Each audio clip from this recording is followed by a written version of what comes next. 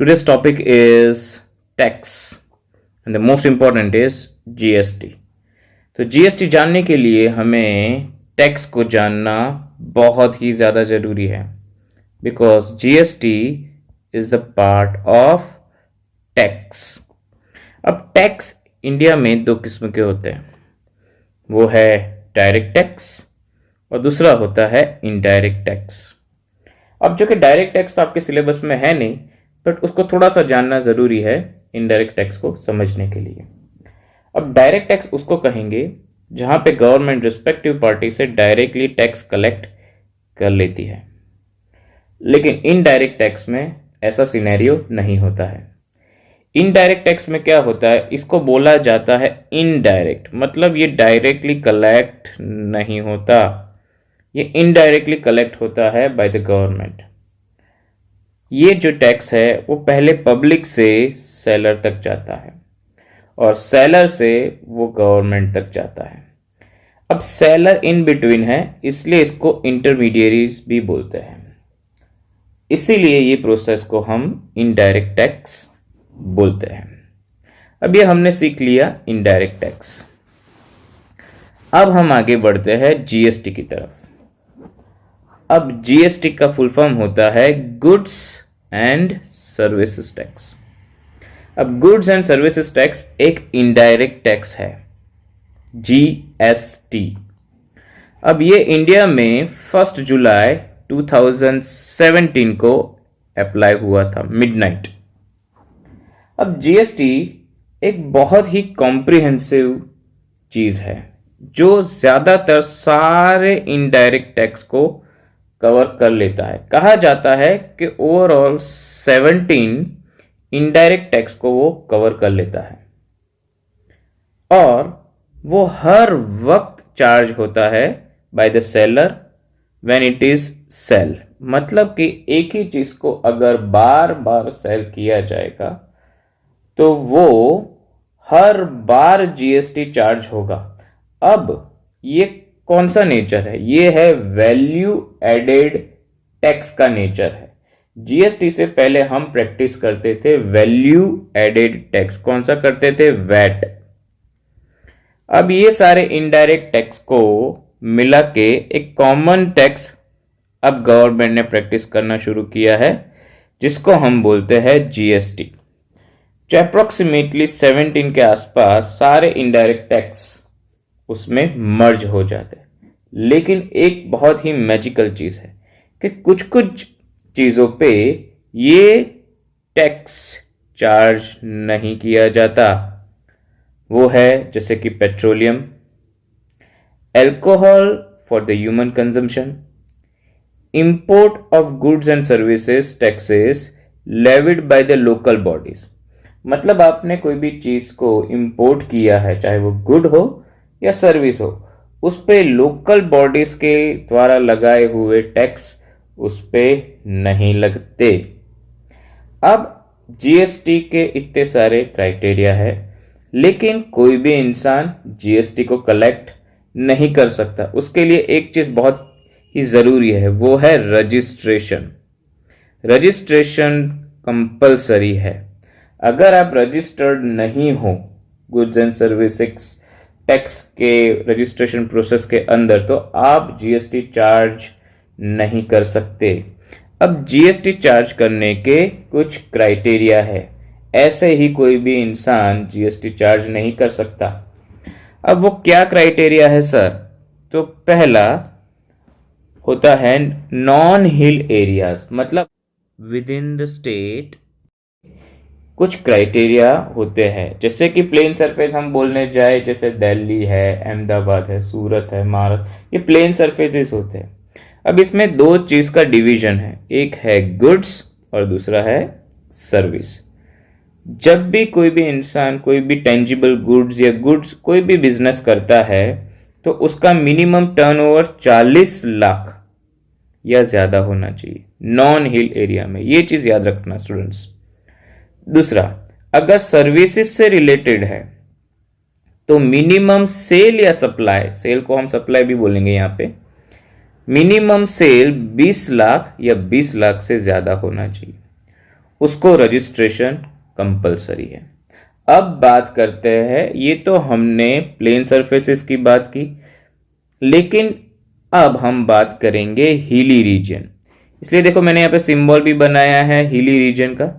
अब hilly region में इसका क्राइटेरिया है कि जिसका भी गुड्स रिलेटेड सेल या सप्लाई मिनिमम 20 लाख या उससे ज्यादा है, उसको रजिस्ट्रेशन करना कंपलसरी है।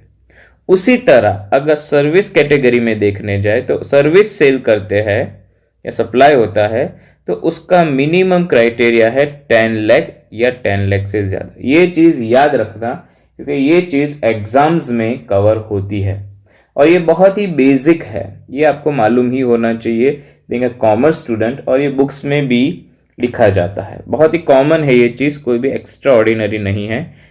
अब हम बात करते हैं कुछ और चीजों की। अब हम बात करते हैं इंटरस्टेट की। अब कोई भी केस अगर इंटरस्टेट का होता है तो उसको ध्यान रखना, ये अच्छे से सुनना, रजिस्ट्रेशन उसके लिए कंपलसरी है।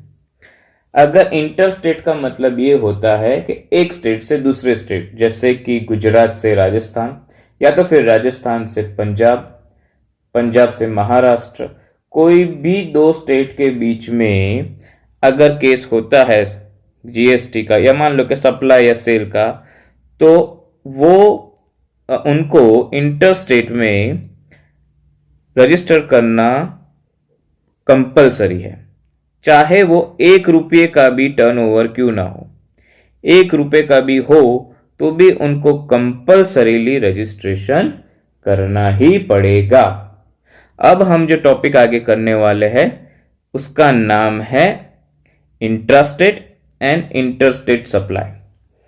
अब इंट्रा, ये चीज ध्यान रखना बेटा, कोई भी स्टूडेंट हो उसको ये ध्यान रखना है, इंट्रा मतलब विद इन, इंट्रा मतलब विद इन, एंड इंटर मतलब आउटसाइड। इंटर मतलब आउटसाइड होता है और इंट्रा मतलब विद इन होता है। विद इन मतलब किसके विद इन? स्टेट के। अगर हम एग्जांपल ले इंट्रा स्टेट का, पहले इंट्रा स्टेट मतलब हम एग्जांपल ले लेते हैं गुजरात का, जिसमें अहमदाबाद और सूरत गुजरात में ही आते हैं। तो अहमदाबाद और गुजरात के बीच में सप्लाई या सेल हुआ है तो दो चीजें लगेगी, वो है CGST जिसका फुल फॉर्म है central goods and services tax, और लगता है SGST states goods and services tax. और ये दोनों लगते तो है बट लगते हैं इक्वली, इक्वली लगते हैं। मतलब कि सपोज मान लो कि टोटल टैक्स है 18%, ऐसा सपोज हम कर लेते हैं, तो 9% जो है वो CGST होगा और 9% होगा SGST। ओके, भले टोटल 18% है लेकिन CGST और SGST दोनों इक्वल लगेगा। मतलब ऐसा नहीं हो सकता है कि CGST ज्यादा लग रहा है और SGST कम लग रहा है, या SGST ज्यादा लग रहा है और CGST कम लग रहा है, दोनों ही इक्वल लगेंगे। और ये जो CGST है वो पैसा डायरेक्टली सेंट्रल को जाता है, as per name, you got it, और ये जाता है स्टेट गवर्नमेंट को, ये इक्वली चार्ज होता है। अब हम बात करते हैं इंटरस्टेट के। इंटरस्टेट सप्लाई में क्या होता है, जैसे दो स्टेट इन्वॉल्व होते हैं, सपोज हम एग्जांपल लेते हैं गुजरात एंड पंजाब, तो ये दोनों ही डिफरेंट स्टेट हैं। अब वहां पे लगता है IGST। अब IGST का फुल फॉर्म होता है integrated goods and services tax. अब इंटीग्रेटेड का मतलब ये होता है कि इसमें बहुत सारी कॉम्प्रिहेंसिव चीजें जुड़ी हुई होती है, वो सारी चीजों को मिलाकर इंटीग्रेटेड वर्ड यूज किया है। इंटीग्रेटेड मतलब ये थोड़ा सा कॉम्प्लेक्स है और इसमें बहुत सारी चीजें साथ में आती है, लेकिन एट द एंड ये जाता है सेंट्रल के हाथ में। ये पैसा कहां जाता है? सेंट्रल के हाथ में। ओके, सो अगर आपको इतना चीज समझ में आ गई है तो लाइक कर दो वीडियो को। चलो अब आगे बढ़ते हैं।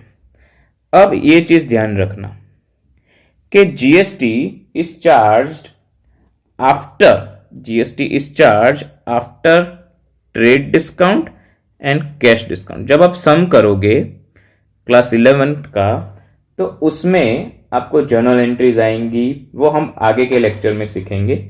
ये जीएसटी का पार्ट 1 है। तो जब भी आप जीएसटी चार्ज करते हो उसके पहले ट्रेड डिस्काउंट और कैश डिस्काउंट को मिनिमाइज करना पड़ता है, मतलब उसको लेस करना पड़ता है, उसके बाद जीएसटी को ऐड किया जाता है। तो चलो इसका एक एग्जांपल हम स्टडी करते हैं, जहां पे मैंने एग्जांपल लिख के ही रखा है तो वो बहुत ही आसानी रहती है एक्सप्लेनेशन के पर्पज से। तो सपोज मान लो कि लिस्ट प्राइस है 1,00,000 रुपया, तो पहले हम ट्रेड डिस्काउंट माइनस करेंगे। सपोज ट्रेड डिस्काउंट है 20%, वो हम माइनस करेंगे 20,000। ओके, उसके बाद हमने सपोज मान लो कि हमने कैश डिस्काउंट भी दिया है। Discount is a expense, you know that. तो हमने कैश डिस्काउंट भी, किसका हमें 2% लेना है, 2% सपोज हमने कैश डिस्काउंट दिया है, तो ये 80,000 का 2% लेना है। सो 80,000 का 2% होता है 1600। ओके, अब ये जो भी फाइनल अमाउंट आई है आपकी 78,400, उस पे जीएसटी ऐड करेंगे हम। सपोज हम मान लेते हैं कि सी जीएसटी और एस जीएसटी 12% है टोटल, तो हाफ हाफ हो गया, 6% सी जीएसटी, 6% एस जीएसटी। तो इंडिविजुअली सी जीएसटी और एस जीएसटी हम चार्ज करेंगे, मतलब 78,400 का 6% हो गया 4704 सी जीएसटी लगाया हमने, और 4704 हमने एस जीएसटी लगाया, और जो भी फाइनल अमाउंट है उसको हम बोलते हैं इनवॉइस प्राइस। तो लाइक करो, अपने फ्रेंड्स को भी शेयर करो, और हमसे जुड़े रहने के लिए कंटिन्यूअस बेसिस पे जो वीडियो आते हैं उसके लिए सब्सक्राइब कर दो। Thank you so much.